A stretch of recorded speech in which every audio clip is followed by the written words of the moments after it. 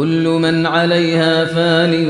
ويبقى وجه ربك ذو الجلال والإكرام فبأي آلاء ربكما تكذبان يسأله من في السماوات والأرض كل يوم هو في شأن فبأي آلاء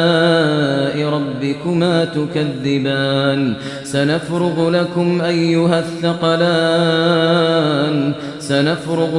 أيها الثقلان فبأي آلاء ربكما تكذبان يا معشر الجن والإنس إن استطعتم أن تنفذوا من أقطار